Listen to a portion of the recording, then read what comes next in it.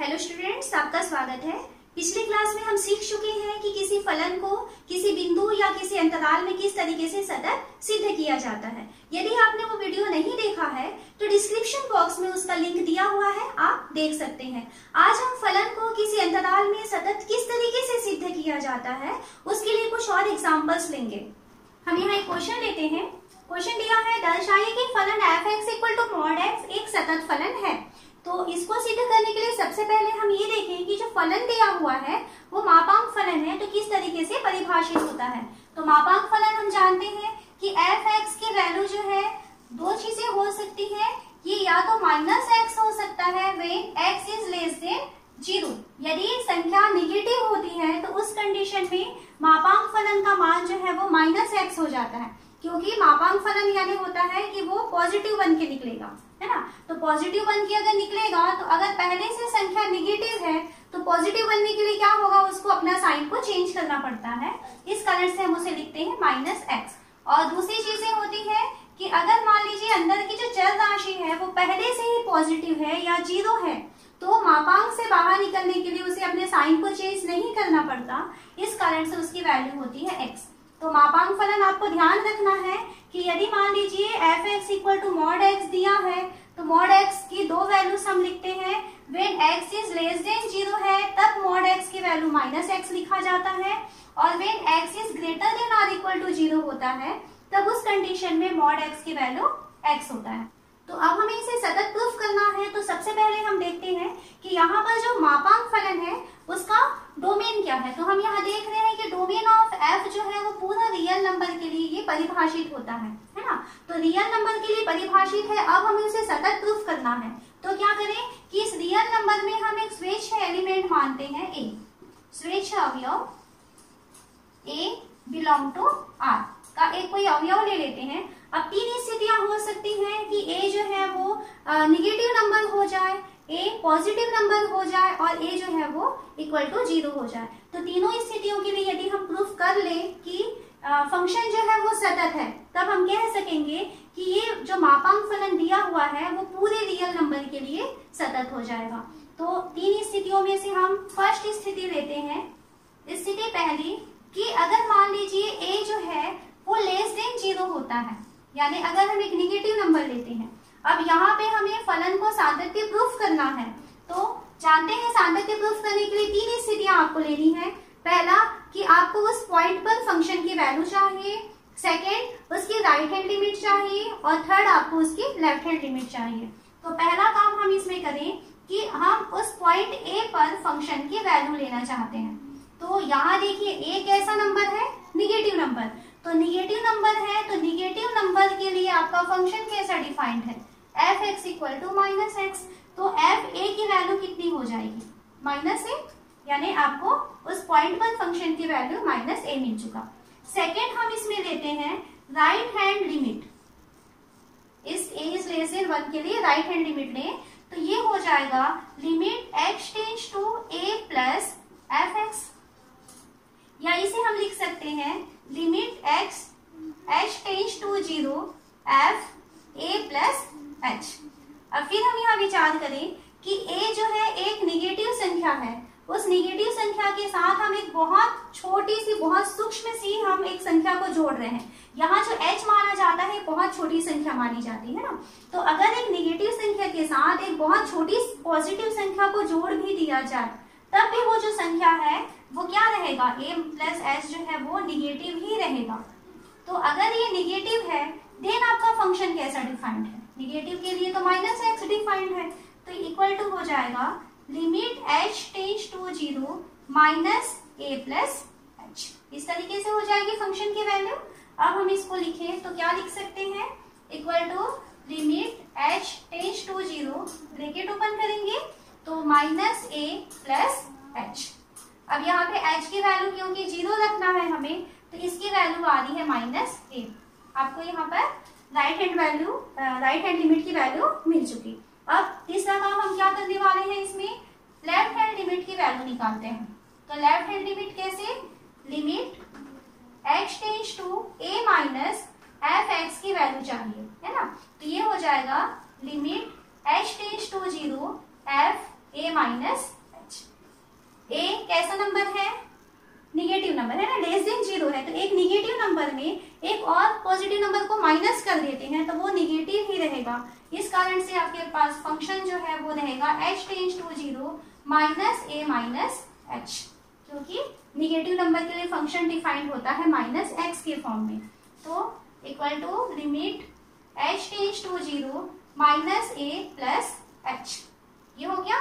तो यहाँ पे देखिए अगर h की वैल्यू 0 रख दिया जाए तब आपके पास क्या बच रहा है? Minus a।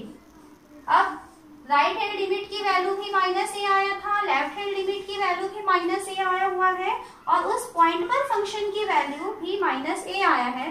तो हम यहाँ पे कह सकते हैं कि a इज लेस देन 0, यानी शून्य से छोटी संख्याओं के लिए आपके पास जो फंक्शन दिया है F X equal to mod X वो सतत है। अब सेकेंड हमें ये प्रूफ करना है कि हम पॉइंट 0 के लिए उस फंक्शन को सतत प्रूफ करें, और थर्ड हम प्रूफ करेंगे कि अगर मान लीजिए नंबर जो है वो पॉजिटिव हो जाता है, यानी a इज ग्रेटर देन 0 हो जाता है, तब उस कंडीशन में फंक्शन कैसा रहेगा। स्थिति 2, तो स्थिति 2 क्या है कि हम यहाँ पर मानते हैं कि x की वैल्यू को हम 0 ले लेते हैं, ठीक है। अब हमें x इक्वल टू 0 पॉइंट पे चेक करना है कि F X equal to mod X सतत फलन है या नहीं है। तो इसके लिए भी सबसे पहले 3 चीजें तो आपको निकालनी होती है। 0 पॉइंट में फंक्शन की वैल्यू चाहिए, तो f0 की वैल्यू निकालते हैं। तो f0 यानी क्या हो जाएगा? मॉड 0। तो मॉड 0 की वैल्यू कितनी मिल जाएगी आपको? 0। ये फर्स्ट प्रूफ हो चुका। सेकेंड, आपको सेकेंड चाहिए इसमें राइट हैंड लिमिट, ये सेकेंड चीज है। राइट हैंड लिमिट यानी limit h tends to 0 plus F X की वैल्यू चाहिए, है ना। तो ये इक्वल टू हो जाएगा limit h tends to 0 f 0 plus h। Okay, तो 0 प्लस h यानी देखिए यहाँ पे जो फंक्शन है 0 प्लस h मतलब 0 से थोड़ा सा ज्यादा, तो क्योंकि h बहुत छोटी संख्या है ना, तो 0 से थोड़ा ज्यादा मतलब कैसा नंबर होगा? पॉजिटिव नंबर होगा।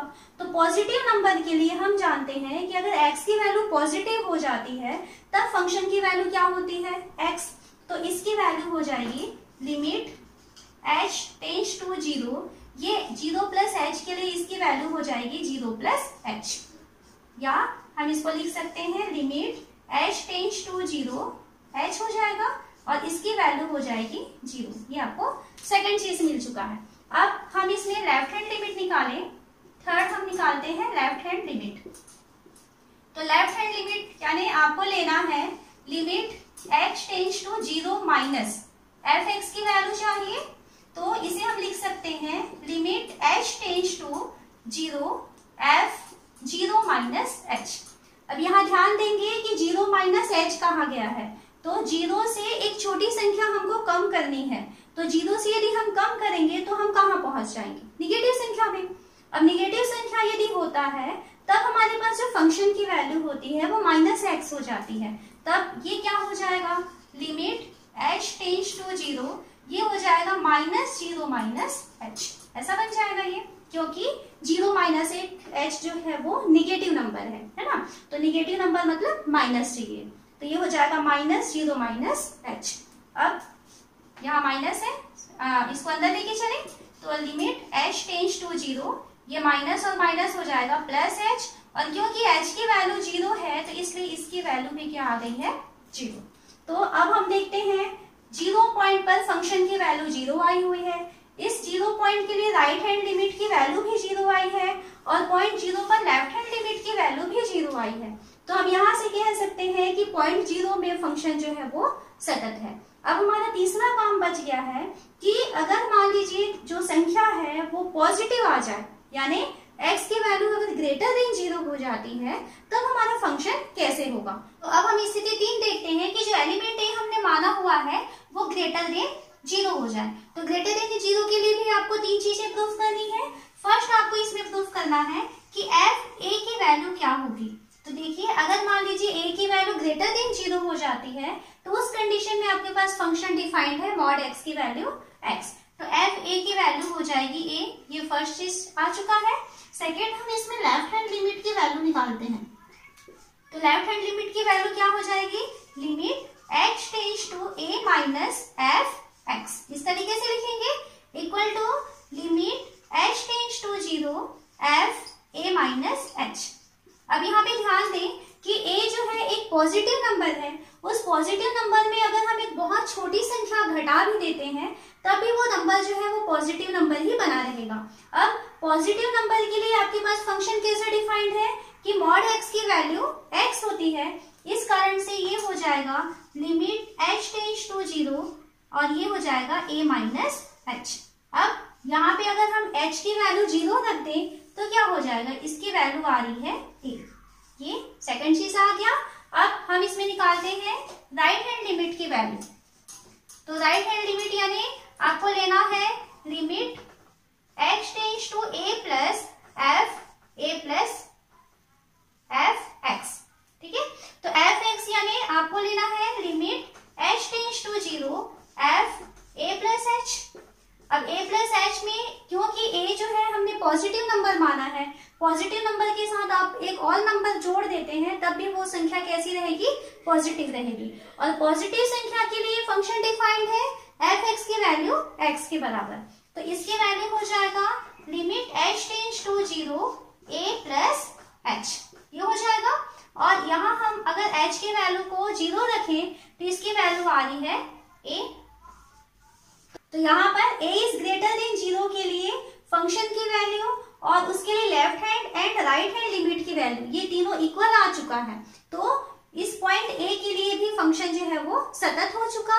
और क्योंकि यहाँ पे हमने जो पॉइंट a लिया हुआ था वो कैसा एलिमेंट था, स्वेच्छ था, तो हम कह सकते हैं कि प्रत्येक एलिमेंट जो रियल नंबर है उस रियल नंबर के लिए जो हमारा फलन दिया हुआ है f(x) equal to mod x एक सतत फलन होगा। सार्थक्यता को समझने के लिए हम यहाँ पर और एक एग्जांपल लेते हैं। हमको फंक्शन दिया है f(x) equal to x plus 2 when x is less than or equal to 1 and x minus 2 when x is greater than 1। तो हमें ये चेक करना है कि ये जो फलन दिया हुआ है ये सतत फलन है या नहीं है। तो सतत फलन है या नहीं है ये चेक करने के लिए हम यहाँ देखते हैं कि फंक्शन f का जो डोमेन है वो पूरा रियल नंबर r है। तो यहाँ पर domain of f equal to real number r। अब रियल नंबर r के लिए हम क्या करते हैं, एक स्वेच्छ एलिमेंट a मानते हैं r से। तो हम एक स्वेच्छ अवयव लेते हैं, स्वेच्छ अवयव a बिलोंग टू r हम इस तरीके से चूज करते हैं। यहाँ तीन स्थितियां हो सकती हैं कि पॉइंट a लेस देन 1 हो जाए या इक्वल टू 1 हो जाए या तो ग्रेटर देन 1 हो जाए। तो हम पहली स्थिति चेक करते हैं, स्थिति a कि पॉइंट a जो है वो लेस देन 1 हो जाता है। तो लेस देन 1 हो जाए तो उस कंडीशन में हमारा फंक्शन डिफाइंड है f(x) इक्वल टू, देखिए अगर मान लीजिए x की वैल्यू लेस देन 1 होता है तब हमारे पास फंक्शन डिफाइंड होता है x प्लस 2। तो f(x) की वैल्यू डिफाइंड रहता है x प्लस 2। अब हमें किस पॉइंट पे चेक करना है, पॉइंट a पर। तो f a की वैल्यू हो जाएगी a प्लस 2। यहाँ पर ये f a की वैल्यू निकाल चुके।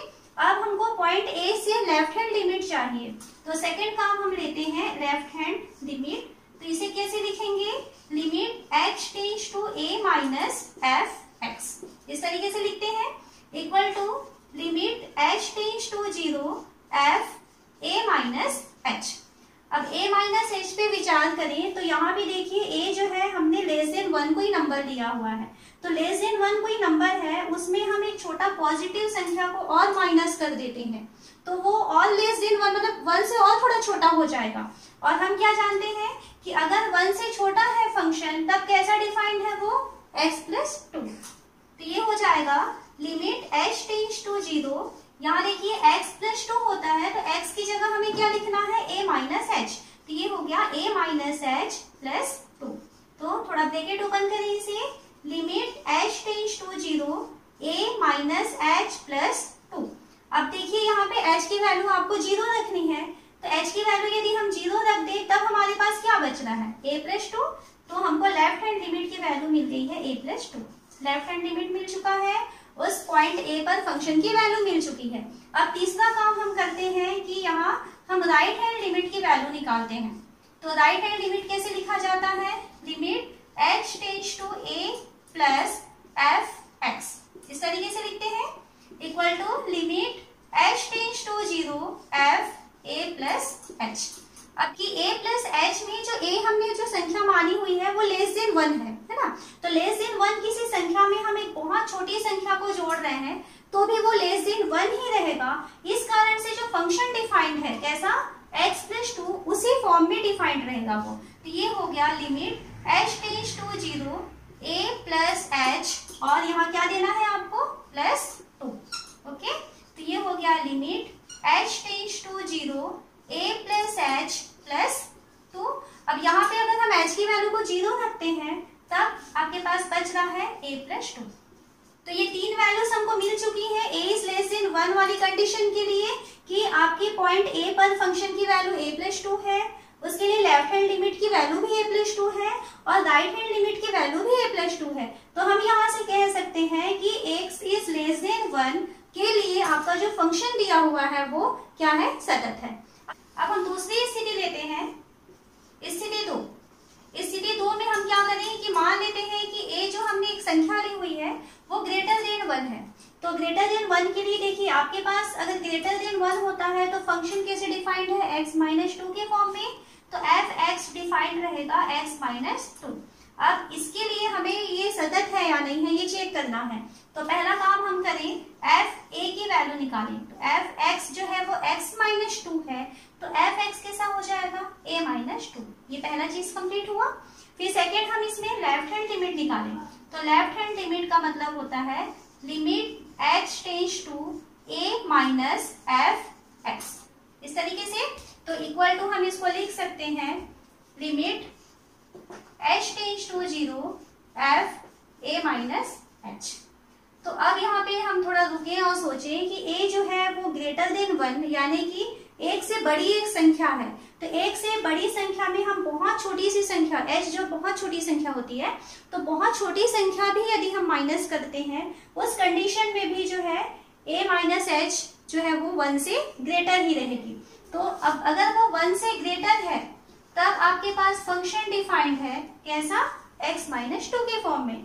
तो ये हो जाएगा a माइनस h माइनस 2, इस तरीके से डिफाइन होगा। तो इक्वल टू, अब देखिए यहाँ h की वैल्यू हम 0 रखें तब आपके पास क्या वैल्यू बच रहा है, a माइनस 2। ये हो चुका है लेफ्ट हैंड लिमिट की वैल्यू। अब थर्ड काम हम इसमें करते हैं, राइट हैंड लिमिट की वैल्यू निकालेंगे। तो right hand limit equal to limit h tends to a plus f(x) equal to limit h tends to 0 f a plus h। a greater than 1, greater than 1 के साथ हम एक धनात्मक संख्या को और जोड़ रहे हैं तो वो ग्रेटर देन 1 ही रहेगा। तो ग्रेटर देन 1 है, देन फंक्शन डिफाइंड है x माइनस 2 के फॉर्म में। तो इसकी वैल्यू कैसे डिफाइंड हो जाएगा, h tends to 0 a plus h minus 2। अब यहाँ देखिए वैल्यू रखें हम h की, तो h की वैल्यू रखने से क्या हो जाएगा यहाँ पर a माइनस 2। ये तीनों वैल्यूज टेक करें हम, उस पॉइंट a पर फंक्शन की वैल्यू, पॉइंट से लेफ्ट हैंड में फंक्शन की वैल्यू और राइट हैंड में फंक्शन की वैल्यू, वो तीनों चीजें आपकी इक्वल आ रही हैं। इसलिए हम कहेंगे कि a इज ग्रेटर देन 1 के लिए भी फंक्शन जो है वो सतत है। तो दो चीजें हम प्रूफ कर चुके, a इज लेस देन 1 के लिए भी फंक्शन सतत था, a इज ग्रेटर देन 1 के लिए भी फंक्शन सतत है। अब तीसरा काम हमें बचा हुआ है कि उस पॉइंट a इक्वल टू 1 में फंक्शन कैसा है वो हम चेक करें। तो पॉइंट तीसरी स्थिति हम लेते हैं, स्थिति 3। क्या कि अगर हम a की वैल्यू 1 रख दें तो a की वैल्यू 1 में फंक्शन कैसा होगा। तो देखिए यहाँ पे अगर x इक्वल टू 0 हो जाता है तो फंक्शन कैसा डिफाइंड रहता है, x प्लस 2 के फॉर्म में। तो ये हमको लिखना पड़ेगा f(x) equal to x plus 2 के फॉर्म में फंक्शन डिफाइंड है। तो पॉइंट 1 के लिए आपको चेक करना है, तो f1 की वैल्यू हो जाएगा 1 प्लस 2 यानी कि 3। ये है पॉइंट 1 में फंक्शन की वैल्यू 3 आया हुआ है। अब हम क्या करेंगे, पॉइंट 1 के लिए फंक्शन की लेफ्ट हैंड लिमिट निकालेंगे और राइट हैंड लिमिट निकालेंगे। अगर वो दोनों भी इसके बराबर आ जाए तब हम कहेंगे कि a इक्वल टू 1 में फंक्शन सतत है। अब हम इसमें लेफ्ट हैंड लिमिट निकालते हैं। तो लेफ्ट हैंड लिमिट क्या हो जाएगा, limit h tends to 1 minus f(x), या जिसे हम क्या लिख सकते हैं, limit h tends to 0 f 1 minus h। 1 minus H के लिए देखिए कैसा नंबर होगा, 1 में आप एक छोटी सी पॉजिटिव संख्या को घटा देते हैं, तब वो संख्या कैसी हो जाएगी, 1 से छोटी हो जाएगी। तो 1 से अगर संख्या छोटी हो जाती है तब हमारे पास फंक्शन डिफाइंड है x प्लस 2। तो ये हो जाएगा limit h tends to 0, x की जगह आपको नंबर देना है 1 माइनस एच प्लस 2। इस तरीके से अब हम यहाँ पे अगर h की वैल्यू रखें, क्योंकि h 0 को टेंड कर रहा है, तो इसकी वैल्यू हो जाएगी 1 प्लस 2 यानी कि 3। यहाँ पर भी लेफ्ट हैंड लिमिट की वैल्यू भी आपको 3 मिल चुकी है। अब तीसरा काम हमें बचा हुआ है राइट हैंड लिमिट की वैल्यू निकालना। तो राइट हैंड लिमिट निकालते हैं, इक्वल टू हो जाएगा limit h tends to 1 plus F X equal to limit h tends to 0 f 1 plus h। 1 plus H को देखिए, 1 में हम एक पॉजिटिव संख्या जोड़ रहे हैं, तो यदि 1 में आप एक छोटी सी पॉजिटिव संख्या भी जोड़ देते हैं तब वो संख्या जो है वो 1 से ग्रेटर हो जाएगी। और 1 से यदि ग्रेटर कोई संख्या आपको मिल रही है तब आपके पास फंक्शन डिफाइंड होता है कैसा, x माइनस 2 के फॉर्म में। तो इसकी वैल्यू क्या हो जाएगी, limit h tends to 0, x की जगह आपको देना है 1 प्लस h माइनस 2। इस तरीके से लिखेंगे। अब यदि मान लीजिए आप इसमें h की वैल्यू, क्योंकि 0 जा रहा है ना, तो h की वैल्यू यदि 0 दे देते हैं तब हमारे पास वैल्यू बचेगा 1 माइनस 2 यानी कि माइनस 1। अब यहाँ देखिए क्या तीनों जो चीजें हैं वो बराबर आई हुई हैं। तो पॉइंट 1 पे फंक्शन की वैल्यू 3 आया है, लेफ्ट हैंड लिमिट जो है उसका 3 आया हुआ है, लेकिन राइट हैंड लिमिट की वैल्यू कितना मिल गया हमको, -1। तो क्योंकि लेफ्ट हैंड लिमिट और राइट हैंड लिमिट ये दोनों इक्वल नहीं मिल रहा है, तो हम क्या कह सकते हैं कि ये फलन जो है सतत नहीं है। तो इस तरीके से हम किसी अंतराल में किसी फलन की सातत्यता को चेक कर सकते हैं। यदि आपको ये वीडियो अच्छा लगा तो प्लीज लाइक और सब्सक्राइब जरूर करें और अपने दोस्तों को शेयर करें।